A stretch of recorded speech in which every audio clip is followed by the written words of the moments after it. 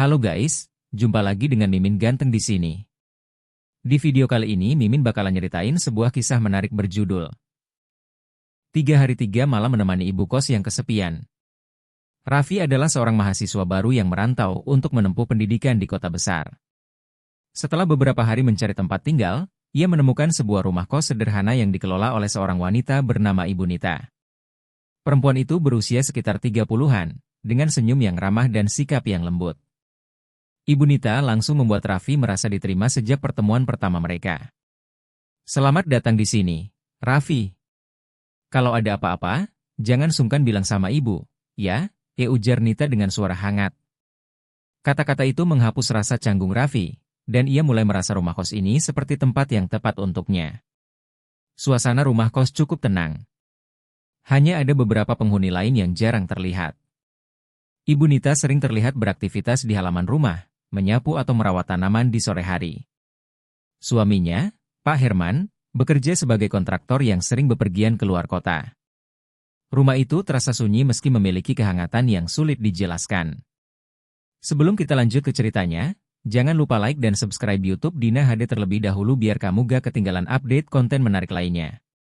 Hari-hari pertama Raffi di kos berjalan biasa saja. Namun, perhatian kecil dari Ibu Nita membuatnya merasa istimewa.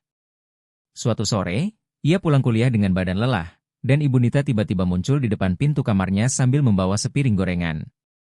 "Baru pulang, ya? Nih, makan dulu. Tadi ibu goreng pisang," katanya sambil tersenyum. Raffi tertegun sejenak. Perhatian kecil seperti ini jarang ia dapatkan bahkan di rumahnya sendiri. "Wah, makasih banyak, Bu," jawabnya sambil menerima piring itu. Dari perhatian-perhatian kecil itu, percakapan mereka mulai berkembang. Awalnya hanya sekadar sapaan ringan, seperti, bagaimana kuliahnya hari ini, Vi?" Atau, ada PR yang sulit, nggak?" Namun, seiring waktu, obrolan mereka menjadi lebih mendalam. Suatu malam, saat sedang duduk di teras, Ibu Nita bertanya, Raffi, kenapa kamu pilih kuliah jauh dari rumah?" Raffi, yang biasanya jarang membicarakan masalah pribadinya, merasa nyaman untuk bercerita. Ia mengungkapkan keinginannya untuk mandiri, tantangan yang ia hadapi di keluarganya, dan mimpinya untuk sukses. Ibu Nita mendengarkan dengan seksama, kadang menyelipkan nasihat-nasihat yang bijak. Sebaliknya, Raffi pun mulai mengenal sisi lain dari Ibu Nita. Perempuan itu bercerita tentang kehidupannya, bagaimana ia menikah muda, dan bagaimana ia merasa rumah ini sering terasa sepi sejak suaminya mulai sering bekerja di luar kota. Kadang, ibu rindu punya teman ngobrol seperti ini, katanya dengan senyum tipis. Dari percakapan itu, Raffi merasakan sesuatu yang berbeda.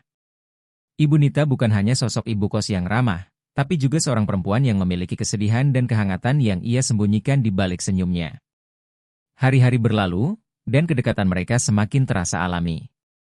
Raffi mulai terbiasa membantu pekerjaan kecil, seperti memindahkan barang atau memperbaiki sesuatu di rumah kos. Ibu Nita pun sering terlihat lebih ceria ketika Raffi ada di rumah. Namun, Raffi mulai menyadari bahwa ada sesuatu yang berubah di dalam dirinya. Perasaan nyaman yang awalnya hanya rasa hormat mulai berkembang menjadi sesuatu yang lebih kompleks. Setiap senyum atau ucapan perhatian dari Ibu Nita membuatnya sulit untuk mengabaikan gejolak di hatinya. Di sisi lain, Ibu Nita juga merasakan perubahan. Dia tahu bahwa kedekatan ini tidak seharusnya terjadi, namun kesendirian yang ia rasakan selama ini membuatnya enggan menarik diri. Di dalam rumah kos itu, dua hati yang seharusnya terpisah oleh batasan usia dan status perlahan mulai saling mendekat. Apa yang awalnya hanya pertemanan biasa kini berubah menjadi sesuatu yang lebih berbahaya. Meski keduanya belum melangkah terlalu jauh, ada ketegangan emosional yang terus membayangi mereka. Pagi itu, suasana rumah kos terasa berbeda. Suami Ibu Nita, Pak Herman, bersiap untuk perjalanan dinas selama 3 hari keluar kota. Ia membawa koper besar dan memasang senyum tipis saat berpamitan. "Nita, jaga rumah baik-baik ya. Kalau ada apa-apa, hubungi aku langsung," ujarnya sambil menepuk pundak istrinya. Ibu Nita hanya mengangguk pelan, lalu melepas suaminya dengan tatapan yang sulit ditebak. Setelah mobil Pak Herman menghilang di ujung jalan, suasana rumah menjadi hening. Bagi Nita, keheningan ini adalah rutinitas yang sudah ia kenal. Namun, Entah kenapa, kali ini terasa lebih berat. Hari pertama tanpa Pak Herman, Ibu Nita sibuk mengerjakan tugas rumah untuk mengalihkan pikirannya. Namun, kehadiran Raffi di kos itu menjadi pengalih perhatian yang tak terduga. Siang itu, ketika Raffi baru kembali dari kampus, ia melihat Ibu Nita sedang mencoba memindahkan sebuah pot besar ke teras. "Biar saya bantu, Bu," kata Raffi sambil mendekat. "Oh, nggak usah repot, Vi. Ini cuma pot kecil," jawab Nita dengan senyum lembut. Namun, Raffi tetap mengambil alih dan memindahkan pot itu ke tempat yang dimaksud. "Terima kasih, ya. Kamu baik sekali," ucap Ibu Nita. Sejak saat itu, hubungan mereka mulai terasa lebih akrab. Malam harinya, saat Raffi sedang belajar di kamarnya, suara ketukan lembut di pintu mengagetkannya. Ia membuka pintu dan mendapati Ibu Nita berdiri di sana dengan membawa secangkir teh hangat. "Kamu pasti capek belajar. Minum ini dulu, ya?" kata Nita sambil menyerahkan cangkir itu. Raffi tersenyum, merasa dihargai dengan perhatian kecil itu. "Makasih, Bu. Ibu nggak istirahat?" Nita menggeleng. "Kadang susah tidur kalau Pak Herman lagi nggak di rumah," jawabnya pelan. Percakapan singkat itu membuka jalan untuk obrolan-obrolan yang lebih panjang di malam-malam berikutnya. Malam kedua, Raffi menemani Ibu Nita duduk di ruang tamu sambil menonton televisi. Mereka mulai membahas hal-hal pribadi, tentang hidup, mimpi, dan rasa sepi yang sering mengintai di tengah kesibukan.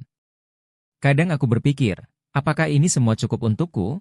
ujar Nita tiba-tiba, suaranya sedikit bergetar. Raffi menatapnya dengan bingung. "Maksud Ibu?" Nita tersenyum tipis. "Ah, nggak apa-apa. Lupakan saja. Kadang kita hanya butuh didengar, kan?" Raffi mengangguk, meski hatinya mulai bergolak. Ia bisa merasakan kesedihan di balik senyum Nita, dan itu membuatnya ingin melakukan sesuatu, apa saja, untuk membuat wanita itu merasa lebih baik. Malam ketiga, suasana semakin berbeda. Ibu Nita mengajak Raffi untuk makan malam bersama. Di meja makan kecil itu, mereka berbincang tanpa jeda, tertawa lepas seolah melupakan dunia di luar rumah kos. Namun, di balik semua itu, ada ketegangan yang terus meningkat. Raffi mulai menyadari bahwa ia tak lagi melihat Ibu Nita hanya sebagai ibu kos. Ada sesuatu yang lebih dalam, lebih rumit. Di sisi lain, Nita juga merasa dirinya semakin bergantung pada kehadiran Raffi, sebuah hal yang ia tahu tak seharusnya terjadi. Malam itu, ketika mereka duduk di teras rumah, suasana menjadi hening. Hanya ada suara jangkrik yang mengisi keheningan. Raffi dan Nita saling menatap, seolah ada sesuatu yang ingin diungkapkan namun tak pernah sampai diucapkan. "Raffi, aku," Nita berhenti, menundukkan wajahnya. "Ibu, ada apa?" tanya Raffi pelan. Namun, sebelum percakapan itu berlanjut, suara ponsel Nita berdering. Itu telepon dari Pak Herman, memberitahu bahwa ia akan pulang lebih cepat dari rencana. Dengan cepat, suasana berubah. Nita buru-buru masuk ke dalam, dan Raffi ditinggalkan dengan perasaan campur aduk. Di malam yang penuh ketegangan itu, mereka mulai menyadari bahwa kedekatan mereka telah melampaui batas yang seharusnya. Malam itu, suasana rumah kos terasa sangat sunyi. Raffi duduk di ruang tamu bersama Ibu Nita, hanya diterangi oleh lampu temaram yang memancarkan cahaya hangat. Mereka berbicara seperti biasa, membahas topik-topik ringan, tetapi ada ketegangan yang terasa di udara. Raffi mencoba tetap tenang, meskipun hatinya mulai bergejolak. Ibu Nita sesekali tersenyum lembut, tetapi tatapan matanya tidak bisa menyembunyikan kegelisahan yang perlahan menyusup di antara mereka. Ia tahu, percakapan yang hangat ini hanya menjadi pengalih perhatian dari perasaan yang semakin sulit ia abaikan. "Raffi, kamu betah tinggal di sini, kan?" tanya Nita tiba-tiba, memecah keheningan. Raffi mengangguk. "Iya, Bu. Kos ini nyaman, dan Ibu juga baik sekali." Nita tersenyum kecil, tetapi ada guratan kesedihan di wajahnya. "Kadang aku merasa kesepian di rumah ini. Suamiku jarang sekali ada di rumah, dan aku hanya punya tempat ini untuk menyibukkan diri." Raffi merasakan simpati yang mendalam. Ia ingin mengatakan sesuatu yang menenangkan, tetapi kata-kata seolah hilang dari pikirannya. Saat itu, sebuah keberanian aneh muncul di dalam dirinya. Ia mendekat sedikit, duduk lebih dekat di sofa. Ibu nggak sendirian. Saya ada di sini, ujar Raffi dengan suara pelan. Perkataan itu membuat Nita menoleh. Ada sesuatu di mata mereka yang saling bertemu, campuran antara rasa bersalah, harapan, dan ketertarikan yang tidak seharusnya. Perlahan, jarak di antara mereka semakin memudar, hingga keduanya berada dalam situasi yang membuat jantung mereka berdetak lebih cepat. Namun, tepat pada saat itu, suara kendaraan terdengar di halaman depan. Lampu sorot dari mobil menyinari tirai ruang tamu, membuat mereka langsung terhenyak. Wajah Nita berubah pucat. Itu suamiku, bisiknya dengan nada panik. Raffi langsung berdiri, kepalanya terasa pusing. Ia tidak tahu apa yang harus dilakukan. Dalam sekejap, suasana berubah drastis. Nita berlari menuju pintu untuk menyambut suaminya, sementara Raffi dengan cepat kembali ke kamarnya, mencoba menenangkan diri dari kegelisahan yang melanda. Di dalam kamar, Raffi terduduk di tempat tidur, napasnya memburu. Ia menatap tangannya yang gemetar, menyadari bahwa ia hampir melewati batas yang tidak seharusnya. Perasaan bersalah mulai membanjiri pikirannya, membuatnya sulit bernapas.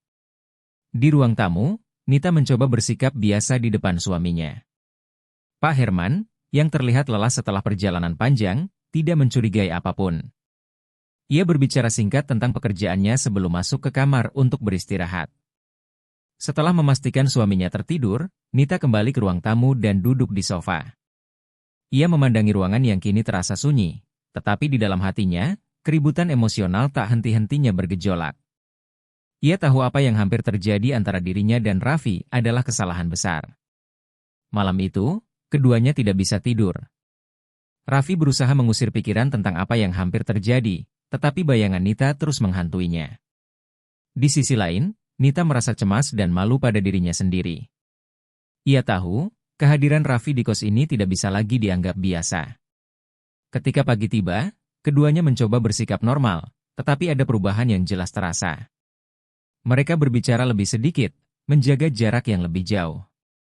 Raffi menghindari kontak mata dengan Nita, sementara Nita berusaha keras untuk tidak menunjukkan emosi apapun di hadapan suaminya. Hari itu menjadi pengingat pahit bagi mereka berdua bahwa ada batasan yang tidak boleh mereka lewati. Namun, meski mereka berusaha melupakan, perasaan yang telah tumbuh di antara mereka tidak dapat dengan mudah dihilangkan. Keduanya tahu, sesuatu telah berubah, dan mereka tidak bisa kembali seperti semula. Hari-hari setelah kepulangan suami ibu Nita terasa seperti siksaan bagi Raffi.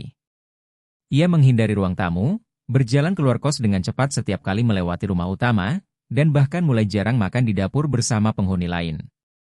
Semua itu ia lakukan untuk menghindari pertemuan dengan ibu Nita. Namun, usaha Raffi untuk menjauh tidak membuat pikirannya tenang.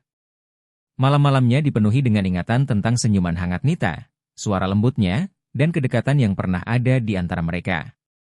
Rasa bersalah mulai menghantui dirinya. Bagaimana mungkin ia membiarkan perasaan seperti itu tumbuh terhadap seseorang yang sudah berkeluarga? Di sisi lain, Nita juga merasa tidak tenang. Meskipun di hadapan suaminya ia tampak biasa saja, jauh di dalam hatinya ada gejolak yang tidak bisa ia redam. Ia sering melamun, berpikir tentang Raffi dan apa yang hampir terjadi di malam itu.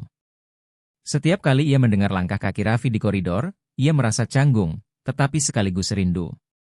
Suatu malam, ketika seluruh penghuni kos telah tertidur, Nita duduk sendirian di ruang tamu. Ia menatap cangkir teh di tangannya, tetapi pikirannya melayang ke arah lain. Ia teringat percakapan dengan Raffi beberapa hari yang lalu, tawa ringan mereka, dan bagaimana ia merasa ada seseorang yang benar-benar mendengarkannya.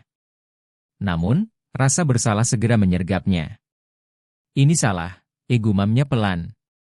Ia menatap cermin di seberang ruangan, melihat pantulan dirinya yang tampak lelah. Aku istri seseorang, ibu kos yang seharusnya menjaga batasan. Tapi kenapa rasanya sulit sekali? Pagi harinya, Nita mencoba berbicara dengan Raffi untuk memperbaiki situasi. Ia mengetuk pintu kamar Raffi dan, ketika pintu terbuka, ia melihat Raffi yang tampak canggung, tidak tahu harus berkata apa. Kamu baik-baik saja, Raffi? Tanya Nita dengan suara yang pelan tetapi penuh perhatian. Raffi mengangguk, berusaha tersenyum, meskipun matanya menghindari tatapan Nita. Iya, Bu. Saya baik-baik saja. Namun, Nita tahu itu tidak benar. Ia ingin mengatakan sesuatu yang lebih, tetapi rasa takut dan ragu membuatnya hanya berdiri di sana, terdiam. Akhirnya, ia hanya mengangguk kecil dan melangkah pergi, meninggalkan Raffi yang merasa semakin terpuruk. Setelah pertemuan singkat itu, Raffi merasa semakin yakin bahwa ia harus menjauh. Ia mulai mencari kos baru, meskipun hatinya berat meninggalkan tempat yang sudah ia anggap rumah. Ia tahu, jika tetap tinggal, ia tidak akan pernah bisa melepaskan perasaannya terhadap Nita. Sementara itu, Nita berusaha menjalani hari-harinya seperti biasa. Ia membersihkan rumah, berbicara dengan penghuni kos lainnya, dan melayani suaminya seperti tidak ada yang terjadi. Namun, setiap kali ia melihat pintu kamar Raffi, hatinya terasa hampa. Ketika Raffi akhirnya mengemasi barang-barangnya dan pergi tanpa banyak kata, Nita hanya bisa berdiri di pintu rumah, melihatnya pergi. Tidak ada ucapan selamat tinggal yang berarti, tidak ada pelukan atau air mata. Hanya keheningan yang terasa menyesakan. Di dalam dirinya, Nita merasa kehilangan sesuatu yang tidak pernah benar-benar ia miliki. Tetapi ia tahu, ini adalah keputusan yang terbaik untuk mereka berdua. Ia harus menerima bahwa ada batasan yang tidak boleh ia langgar, dan bahwa perasaan ini, sekuat apapun, harus ia pendam selamanya. Raffi, di sisi lain, melangkah pergi dengan hati yang berat. Ia berusaha meyakinkan dirinya bahwa ini adalah jalan yang benar, meskipun rasa sakit itu terus menghantui. Ia tahu, waktu akan menyembuhkan segalanya. Tetapi untuk saat ini, ia hanya ingin melarikan diri dari rasa bersalah yang terus membayanginya. Malam itu, untuk pertama kalinya dalam waktu yang lama, kos itu terasa benar-benar sepi bagi Nita. Minggu demi minggu berlalu setelah kepergian Raffi dari kos. Rumah yang dulu terasa hangat dan ramai kini diliputi kesunyian yang mengusik hati Nita. Ia tetap menjalani perannya sebagai ibu kos, mengurus penghuni lain dengan senyuman dan keramahan yang sama, tetapi ada kekosongan yang tak bisa ia isi. Di sisi lain, Raffi mencoba menjalani hidup barunya di kos yang berbeda. Jarak fisik dari Nita tidak serta-merta menghapus ingatan tentang dirinya. Ia sering terbangun di tengah malam dengan hati berdebar, teringat akan percakapan hangat dan tawa yang pernah mereka bagi. Tetapi, ia sadar, semakin ia membiarkan dirinya terjebak dalam kenangan itu, semakin sulit ia menemukan kedamaian. Satu malam, Raffi memutuskan untuk menulis surat kepada Nita. Ia tahu ia tidak bisa kembali, tetapi ia merasa perlu mengungkapkan isi hatinya untuk mendapatkan penutup yang ia butuhkan. Dengan pena di tangannya, ia mulai menulis. Ibu Nita, saya harap surat ini menemukan ibu dalam keadaan baik. Saya menulis ini bukan untuk meminta maaf, karena kata maaf saja tidak akan cukup untuk menggambarkan rasa bersalah saya. Saya menulis ini untuk berterima kasih. Terima kasih telah menjadi sosok yang membuat saya merasa nyaman di tempat yang baru. Terima kasih atas perhatian kecil yang ibu berikan, yang mungkin tak pernah saya dapatkan sebelumnya. Saya sadar, apa yang pernah terjadi di antara kita adalah sebuah kesalahan, tetapi itu juga adalah pelajaran besar bagi saya. Dari ibu, saya belajar tentang batasan, tentang rasa hormat, dan tentang tanggung jawab. Saya akan selalu mengenang kebaikan ibu, tetapi saya juga akan berusaha melupakan perasaan yang tidak seharusnya saya miliki. Semoga ibu selalu bahagia dengan keluarga ibu. Saya akan baik-baik saja di sini. Mohon jangan khawatir tentang saya. Sekali lagi, terima kasih untuk segalanya. Raffi melipat surat itu dan menaruhnya di dalam amplop, tetapi ia tidak pernah benar-benar mengirimkannya. Ia menyadari bahwa yang ia butuhkan bukanlah jawaban dari Nita, melainkan keberanian untuk melepaskan. Surat itu menjadi caranya untuk berdamai dengan perasaannya sendiri. Di kos, Nita menemukan dirinya sering melamun di tengah rutinitas. Ia tahu bahwa hidupnya harus kembali seperti semula, tetapi ada momen-momen kecil yang membuatnya sadar bahwa ia kehilangan sesuatu yang tidak pernah ia duga. Suaminya, meskipun baik dan perhatian, tidak pernah benar-benar mengisi kekosongan yang selama ini ia rasakan. Tetapi, ia juga tahu bahwa keluarga adalah prioritasnya. Ia tidak ingin menghancurkan apa yang telah ia bangun selama bertahun-tahun. Suatu sore, Nita duduk di teras rumah kos, menatap halaman yang sepi. Angin sore yang sejuk membawa aroma tanah basah setelah hujan.